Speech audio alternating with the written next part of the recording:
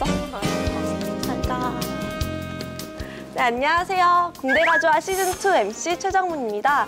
저는 지금 막 수업을 마치고 나오는 길인데요. 이곳은 산업공학과가 위치하고 있는 서울공대 39동 3층입니다. 산업공학과는 본래 생산기계공학과로 출발했던 학과로서 공대지만 가장 공대 같지 않은 학과 혹은 공대 속의 경영학과 이렇게 표현이 되기도 합니다. 그렇다면 산업공학은 과연 어떤 학문인지 지금부터 저와 함께 알아볼까요?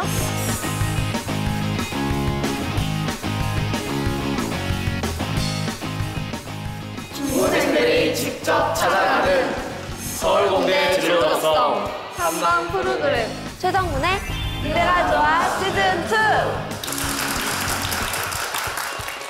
안녕하세요, 여러분. 안녕하세요. 네, 만나서 반갑습니다. 오늘은 안양외고 SM 동아리에서 이렇게 찾아와 주셨는데요. 오시느라 정말 수고 많으셨습니다. 여러분들 오늘 어떤 학과 때문에 찾아왔죠? 산업공학과요. 네, 오늘은 제 전공인 산업공학을 여러분에게 소개를 해드릴 텐데요. 산업공학은 제조, 서비스, 통신 분야 같은 산업 시스템을 기획하고 설계하고 운영하는 학문인데요. 수학적 기법, 통계적 기법, 여기에 경영 기법을 접목을 해서 데이터 기반으로 시스템 최적화를 연구하는 학문입니다. 자, 그럼 산업공학과 선배님들을 만나보는 시간으로 이동을 할 텐데요. 어떤 분들이 오셨는지 함께 만나볼까요? 안녕하세요. 안녕하세요. 네, 먼저 간단하게 자기소개 부탁드릴게요. 네, 저는 산업공학과 10학번 정의신이라고 합니다. 저는 산업공학과 11학번 임지윤이라고 합니다. 이번에 온 학생들 질문 중에 공통된 질문이 하나 있었는데요. 그게 산업공학과를 선택하게 된 특별한 이유가 있나요? 이 질문이었어요. 특별한 이유가 있으세요? 네, 저 산업공학은 산업을 구성하고 있는 시스템을 어떻게 하면 효율적으로 구성할 수 있을까에 대해서 연구하는 학문인데요. 그것을 위해서 눈에 보이지 않는 시스템을 정량적으로 모델링하고 그 모델링을 기반으로 해서 최적의 해답을 찾아내는 것을 목표로 하고 있습니다. 그래서 이걸 모델링할 때 수학적인 기법들이 많이 사용되는데 수학을 좋아하는 저한테는 그런 부분이 굉장히 매력적으로 다가왔습니다. 원래 평소에 문제 해결해 나가는 과정이나 아니면 문제 해결한 뒤 성취감 이런 걸 되게 좋아하는 편인데 산업공학을 전공하면 이제 그런 기법들을 많이 배울 수 있고 그런 큰 문제들을 많이 풀어나갈 수 있을 것 같아서 선택하게 되었습니다. 저는 사실 산업공학의 가장 중요한 키워드가 최적화잖아요. 네, 최적화에 굉장히 매력을 느껴서 선택을 하게 됐는데요. 자, 그럼 이제 여러분이 준비해온 질문을 공개할 시간인데요. 먼저 오경민 학생부터 시작해볼까요? 산업공학과를 전공하려면 컴퓨터 프로그래밍 언어를 많이 알아야 할 것 같은데요. 실제로도 그런가요? 네, 프로그래밍 언어에 대해서 많이 알고 능숙하게 사용할 수 있으면 큰 도움이 될 것 같아요. 하지만 프로그래밍 언어는 도구적인 수단일 뿐이고 좀 더 산업공학의 문제를 해결하는 틀을 정확하게 이해할 수 있을 때 프로그래밍 하는 능력이 큰 효과를 발휘할 것 같아요. 그래서 학과에 진학하기 전에 프로그래밍 언어에 대해서 공부하는 것도 좋지만 그것보다는 산업공학을 이해하는 데 기초가 되는 수학 과목을 조금 더 공부하는 것이 더욱 큰 도움이 될 것 같아요. 선배님이 상업공학을 공부하시면서 가장 중요하다고 생각하는 능력은 무엇인지 궁금해요. 산업공학을 전공하는데 필요한 소양이 여러 가지가 있을 텐데요. 제가 생각하기에 중요하다고 생각하는 거는 비효율을 찾아내는 눈인 것 같아요. 우리 생활 곳곳에 비효율이 되게 많이 숨어 있거든요. 예를 들어서 집에서 학교를 간다고 생각을 하면 그냥 보통 가던 길로 항상 가잖아요. 근데 그게 가장 빠른 길이 아닐 수도 있어요. 그것처럼 생활에서 비효율을 항상 찾아보려고 노력하는 게 중요한 것 같아요. 네, 이렇게 질문이 모두 다 끝났는데요. 오늘 짧은 시간이지만 학생 여러분과 함께한 소감이 어떠신가요? 네, 사실 저는 고등학교를 다닐 때 지망하는 학과에 대해서 크게 생각을 해보지 않았는데 지금 산업공학과에 대해서 진지하게 고민하고 있는 학생들의 모습이 굉장히 인상적인 것 같아요. 저 학생들이랑 이렇게 질문 답변 시간을 가져서 저도 좋았고요. 제가 드린 답변이 조금이나마 도움이 됐으면 좋겠고 앞으로도 쭉 산업공학에 관심 많이 가져주셨으면 좋겠습니다. 네, 알겠습니다. 그럼 오늘 여기 와주신 두 선배님들에게 감사의 박수 부탁드릴게요.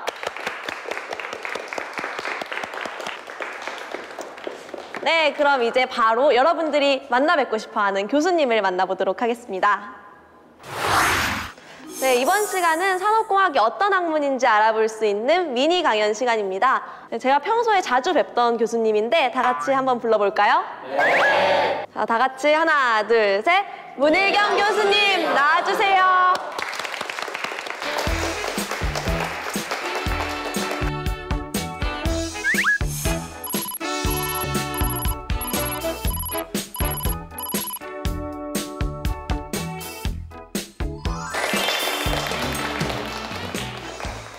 안녕하세요, 교수님. 반갑습니다. 교수님, 시즌 1 때 저희 과에서 조성준 교수님이 이 프로그램에 출연을 하셨었거든요. 혹시 보셨나요? 네, 이 프로그램에 출연하기 위해서 공부 차원에서 봤습니다. 어떠셨어요? 원래 조성준 교수님은 굉장히 미남이시고 또 방송에 여러 번 출연하셨기 때문에 굉장히 자연스럽게 잘 하시던 것 같습니다. 저도 열심히 하겠습니다. 네, 기대해 보도록 하겠습니다. 그럼 지금부터 교수님의 미니 강연을 들어보도록 하겠습니다. 큰 박수 부탁드릴게요. 오늘 날씨가 많이 무더운데 이렇게 멀리 서울공대까지 찾아주셔서 고맙습니다. 저는 산업공학과는 박지성이다라고 정의를 내고 싶습니다. 박지성 선수는 공격수로 골을 넣을 뿐만 아니라 미드 플레이어 역할, 그리고 상대팀이 공격해 올 때는 수비수 역할도 수행을 하는 바로 멀티플레이어 역할입니다. 그뿐만 아니라 박지성은 우리나라 대표 선수의 영원한 주장 역할을 했죠. 주장은 팀의 승리를 위해서 자기가 골을 넣고 싶어도 더 좋은 골을 넣을 수 있는 우리 동료 선수에게 양보를 하죠. 그런 거와 마찬가지로 우리 산업공학도는 전자회사, 자동차회사, 통신회사 뿐만 아니라 금융회사 모든 업종에서 역할을 수행할 수 있는 그런 일을 하고 있습니다. 그뿐만 아니라 조직 전체의 이익을 위해서 희생하는 역할도 하고 팀의 리더 역할을 수행하고 있습니다. 그래서 산업공학도는 종종 공학의 마이스트로라고 표현하고 있습니다. 즉 전체 팀을 조화롭게 융합시켜서 최대의 그런 목적을 달성하는 그런 역할을 수행하는 것이 바로 산업공학이라고 정의하고 싶습니다. 산업공학의 연구 분야는 매우 다양합니다. 그렇지만 크게 이제 4가지로 나눌 수 있는데요. 이제 생산의 효율성을 추구하는 생산관리 분야가 있습니다. 제품 설계 공학이라든지 또는 물류의 효율성을 추구하는 물류관리 분야도 있고요. 그리고 아마 여러분 식스시그마 들어보시겠지만은 생산 품질을 향상시키기 위한 품질관리 분야, 그리고 서비스 시스템의 개선을 추구하는 서비스 공학 등 그런 분야들을 묶어서 크게 생산관리 분야라고 할 수가 있습니다. 두 번째 분야는 인간의 특성을 파악을 해서 제품의 설계에 반영하는 인간공학 분야가 있습니다. 가장 대표적인 분야로는 이제 휴먼 컴퓨터 인터랙션, 즉 기계를 설계할 때 있어서 인간이 최대한 손쉽고 편리하게 사용할 수 있도록 디자인하는 그런 분야도 있고요. 또 삶의 질을 향상시키는 삶 향상 공학이라는 분야도 있습니다. 세 번째 분야는 이제 오퍼레이션스 리서치라고 알려져 있는 경영과학 분야가 있습니다. 운영의 최적화를 추구하는 그런 분야인데요. 이 연구 분야는 2차 세계대전 때 영국군이 독일군과 싸워서 승리하기 위해서 만든 그런 연구팀입니다. 그 연구팀이 이제 2차 대전이 끝난 후에 하나의 학문 분야를 만드는 분야인데요. 예를 들면 영국군이 독일군 잠수함 U-보트 때문에 상당히 피해를 많이 입었는데 어떻게 하면 그 군함에서 그 폭내를 어느 위치로 떨어뜨리는 것이 가장 U-보트를 격침시킬 확률이 높은가, 이런 것들을 연구하는 것도 하나의 연구 분야였습니다. 네 번째 분야는 요즘 산업과학의 화두로 대두되고 있는 데이터 마이닝과 기술 경영 분야가 되겠습니다. 빅데이터를 분석해서 이제 우리 의사결정에 반영하기 위한 그런 데이터 마이닝 분야가 있고요. 그리고 특허라든지 기술 정책들을 개발하는 그런 기술 경영 분야가 있습니다. 그리고 뭐 금융공학이라든지 또는 정보공학, 이런 다양한 분야들을 합쳐서 우리가 네 번째 분야인 데이터 마이닝 및 기술 경영 분야라고 정의할 수가 있습니다. 자, 오늘 제가 학생들에게 추천하고 싶은 책은 공학의 마이스트로 산업공학이라는 책입니다. 산업공학 전문 분야 6명의 교수님들이 아까 말씀드린 그 산업공학의 큰 4개의 분야들에 대해서 소개하는 입문서라고 생각하면 되겠습니다. 제가 앞에서 산업공학은 박지성 선수다라고 정했는데 여기도 마찬가지죠. 공학의 마이스트로 산업공학, 즉 공학의 지휘자가 바로 산업공학이라는 그런 뜻입니다. 그런 뜻에서 이 책이 산업공학의 입문서로서 굉장히 적합하다고 판단해서 제가 학생들에게 추천하게 되었습니다. 네, 미니 강연 잘 들었습니다. 그럼 이제 학생들이 준비해온 질문을 자리에 앉아서 들어볼까요? 교수님, 이번 여름방학을 맞이하면서 뭐 특별히 하고 싶으셨던 일이나 특별한 계획 있으세요? 네, 학생들에게는 방학이 좀 다른 의미가 있겠죠. 좀 휴식의 시간도 되고 재충전의 시간도 되는데 공대 교수들에게 있어 방학이라는 것은 특별한 의미는 없습니다. 강의를 하지 않는 것 외에는 매일 출근하면서 밀린 일들을 하는데 제 같은 경우에는 지금 제 전공 분야인 생산관리 책을 한 권 쓰고 있습니다. 교재를. 동료 교수라고 쓰고 있는데 그걸 마무리하고 싶습니다. 네, 학생들이 질문을 하기에 앞서서 제가 몇 가지를 먼저 여쭤볼 건데요. 교수님은 언제 어떤 계기로 이 전공을 선택하게 되셨나요? 저희 때는 고2 올라갈 때 이제 문과 이과를 선택을 해야 되는데 제 같은 경우 사실 국문학이나 영문학을 좀 하고 싶었습니다.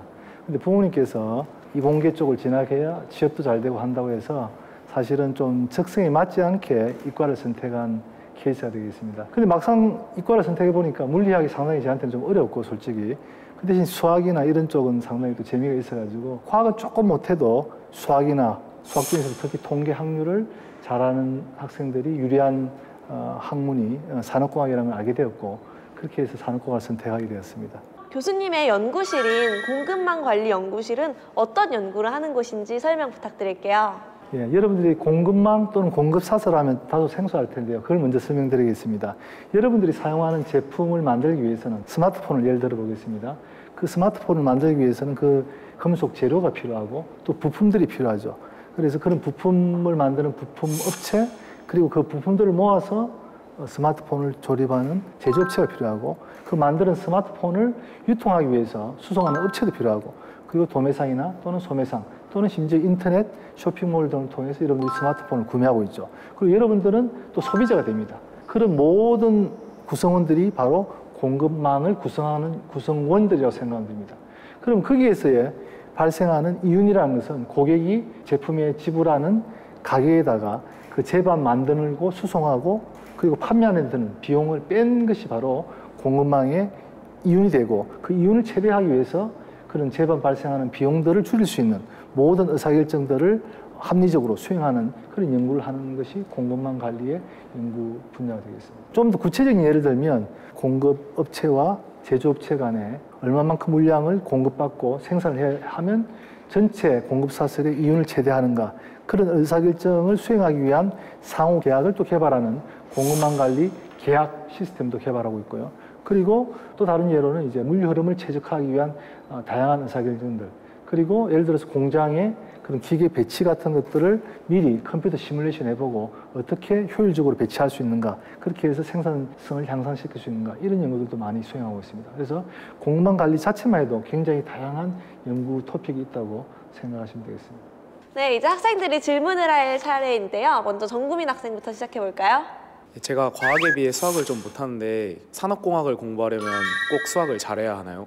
물론 과학보다는 수학을 잘하는 것이 유리하지만 특히 또 그리고 수학 중에서도 확률이라든지 통계라든지 미적분이라든지 행렬을 잘하면 좀 유리한 점이 있습니다만은 1, 2학년 동안에 그런 산업공학에 필요한 그 미적분학이라든지 행렬을 다루는 선형대수라든지 확률 통계 등에 대해서 좀 깊게 공부할 수 있는 기회가 있습니다. 그래서 그때 얼마든지 보완해서 학습할 수 있기 때문에 수학을 조금 다소 못한다 하더라도 전혀 문제가 없다고 생각합니다.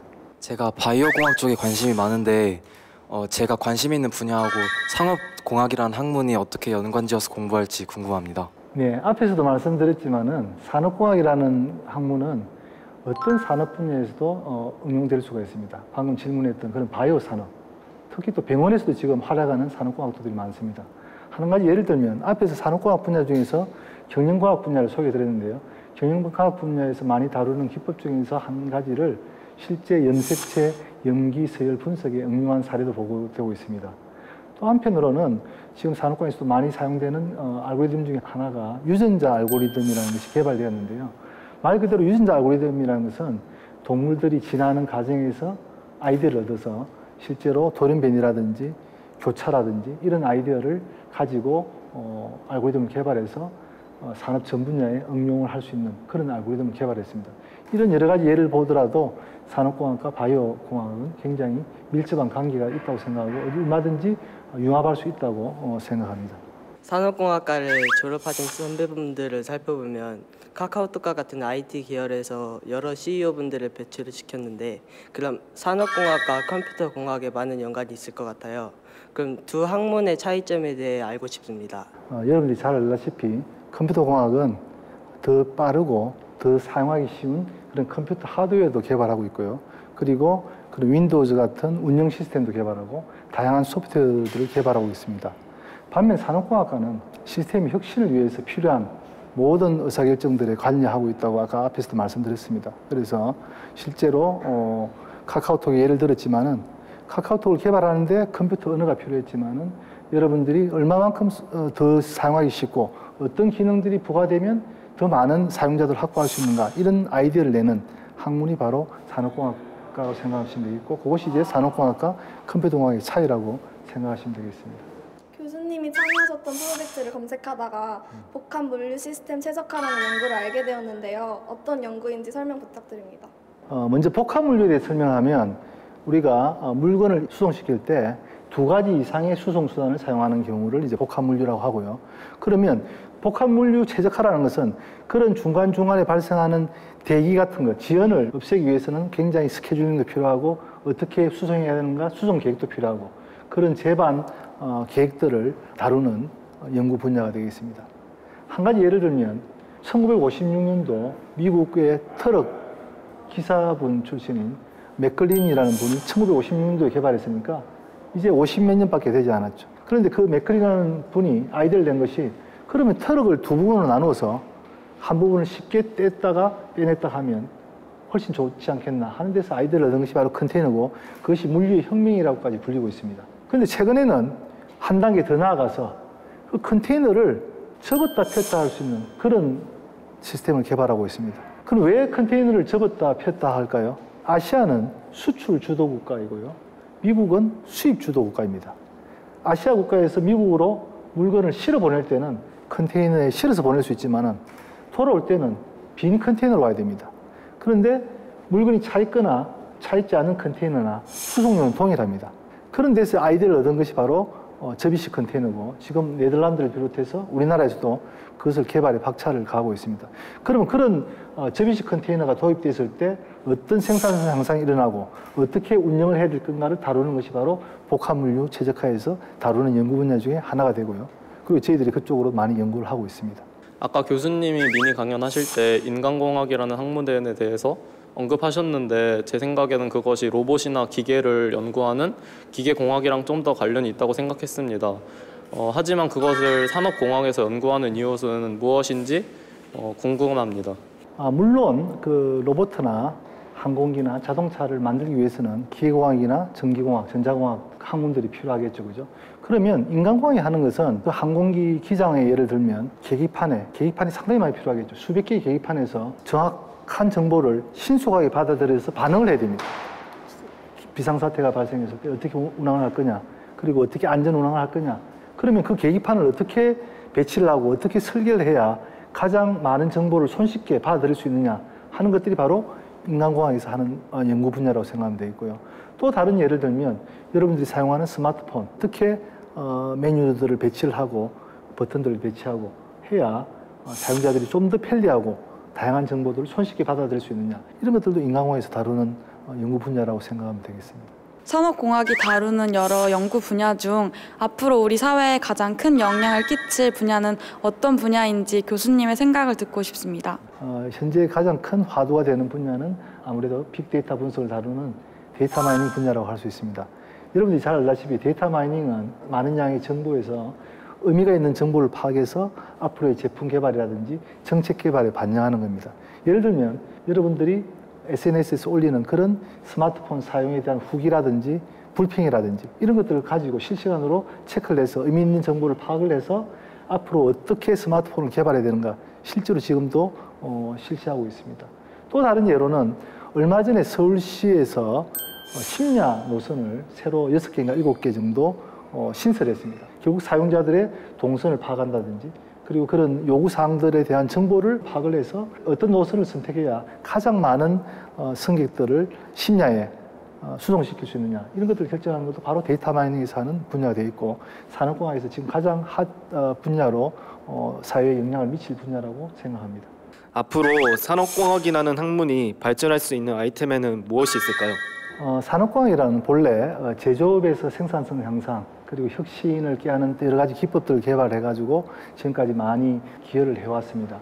그런데 앞으로는 그런 제조업에서 개발된 기법들을 서비스 시스템에 많이 적용하고 있고요. 그중에서 지금 앞으로 각광을 받을 분야로 생각하는 것은 헬스케어 분야가 되겠습니다. 앞으로는 이제 고령화 사회로 바뀌고 있습니다. 여러분들 다 100세 이상 살 수 있습니다. 그러면 어떻게 어르신들을 그 환자들의 계획과 맞출 것이냐 하는 부분, 그리고 어떻게 그런 의료 차량들을 배송시킬까 하는 부분, 그리고 앞에서 말씀드렸던 그런 의약품들이라든지 그런 것들을 어떻게 배송할 것이냐 하는 공급망 관리 이슈도 있고요. 스케줄링 이슈, 그런 분야들 다 포함하는 것이 이제 헬스케어 쪽에서 산업공학의 역할이라고 생각하고 있습니다. 네, 이종우 학생의 질문까지 다 들어봤는데요. 앞으로 이 학생들이 산업공학과에 입학을 해서 이제 졸업을 하면 어떤 분야에 진출할 수가 있나요? 물론 이제 대학원에 와서 공부를 계속해서 교수가 되거나 연구소로 갈 수 있는 그런 길은 너무나 당연한 길이고요.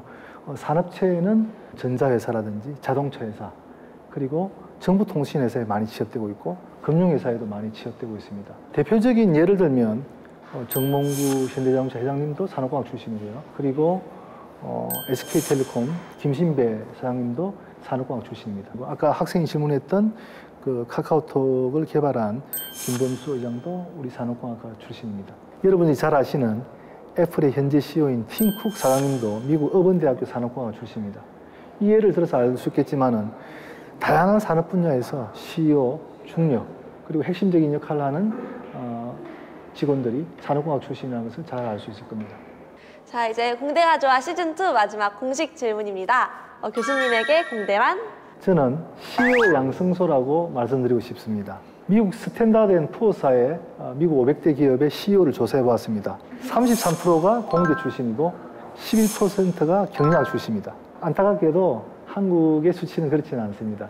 그렇지만은 우리 지금 현재 우리가 거의 선진국 대열에 들었었고요. 우리 공업 기술을 바탕으로 이만큼 우리나라가 발전하는 데서 공대가 기여한 것에 대해서는 의심할 여지가 없습니다.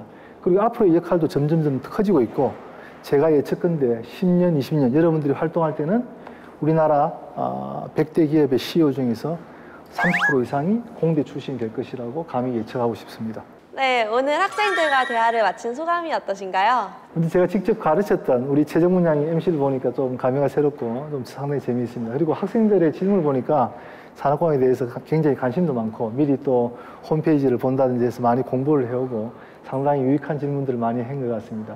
그래서 여러분들이 많이 서울공대하고 산업공학에 진학하게 되기를 바라고요. 그리고 한 가지 알려드릴 것은 작년까지는 저희가 100% 수시를 뽑았는데 올해는 우리 산업공학과는 10명을 정시로 뽑습니다.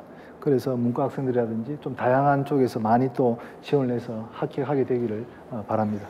네, 오늘 참석해주신 학생 여러분들 그리고 교수님 정말 수고 많으셨고요. 앞으로 교수님 하시는 연구나 모든 일에 있어서 좋은 성과 있기를 바라겠습니다. 감사합니다. 네, 고맙습니다.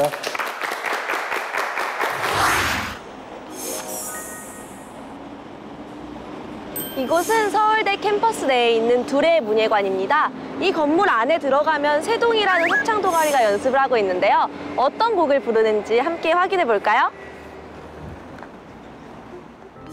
하루가 있다는 행복을 나는 왜 몰랐을까.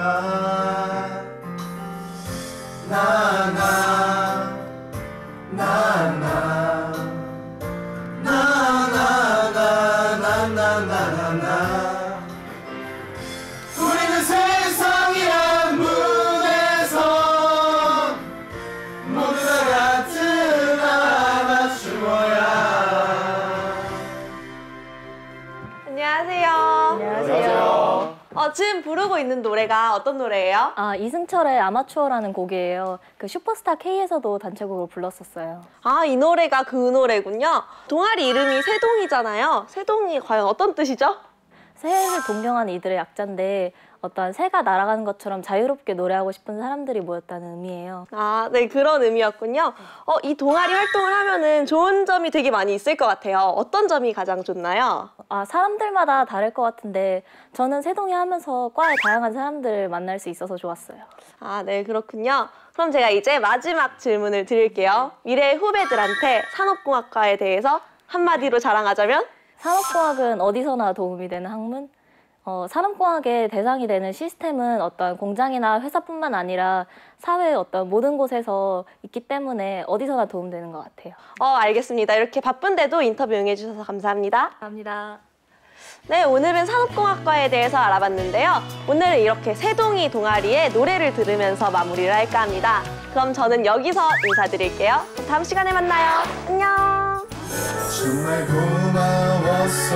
내 손을 놓지 않아줘서 힘을 내볼게. 함께 있다면 두렵지 않아. 혹시 문의한 사항은 이메일 주면 답변드립니다.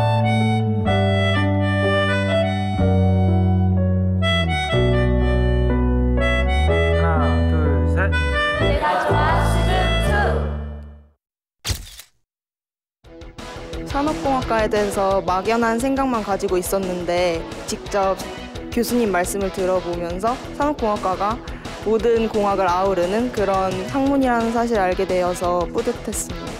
제가 평소에 기계와 컴퓨터에 관련된 학문에 관심이 많았는데 이번 교수님의 강의와 설명을 듣고 진로 선택에 많은 도움이 될 것 같아서 좋았고 또 산업공학 분야 중 인간공학이라는 분야를 알 수 있게 되어 좋았습니다. 사실 이번 프로그램에 참여하기 전에는 공대에 어떤 학과가 있는지도 잘 몰랐고 그런데 이번 프로그램을 통해서 산업공학과에 대해 자세하게 알게 되었고 그리고 제 적성에 맞는 학과를 선택해야겠다는 마음을 잡게 되었습니다.